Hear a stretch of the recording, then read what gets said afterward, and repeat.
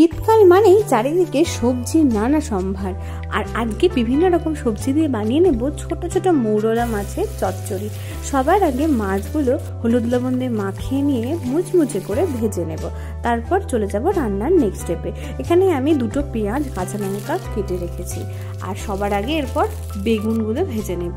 এরপর ওই একই তেলে দিয়ে দেব কালো জিরে ফোড়ন, এর সাথে কেটে রাখা পেঁয়াজ এবং চিড়ে রাখা কাঁচা লঙ্কা দিয়ে সামান্য নাড়াচাড়া করে নেব। আর পেঁয়াজটা লাল হয়ে গেলে গাজর এবং আলু একসাথে ভেজে নেব। তারপর সবশেষে পেঁয়াজ কলি আর বেলটাও দিয়ে দেব।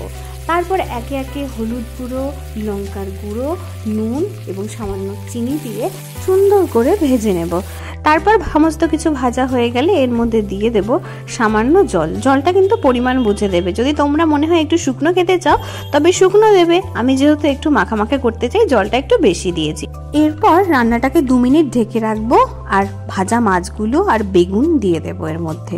সবশেষে চিড়ে রাখা কাঁচা লঙ্কা আর কুচিয়ে রাখা ধনেপাতা দিয়ে দেব, যার ফলে কিন্তু খুব সুন্দর একটা গন্ধ আসবে। ব্যাস, আমাদের রান্না রেডি। এরপর ঢাকা দিয়ে গ্যাস বন্ধ করে দেব। তারপর ঢাকাটা খুলে নিয়ে গরম গরম ভাতের সাথে গরম গরম চচ্চড়ি সার্ভ করে নেব। আর সত্যি এটা খেতে জাস্ট ফাটাফাটি হয়েছিল। তাহলে কেমন লাগলো আজকের রেসিপিটা অবশ্যই জানিও। ভালো লাগলে লাইক, কমেন্ট অ্যান্ড ফলো করে দিও। টাটা।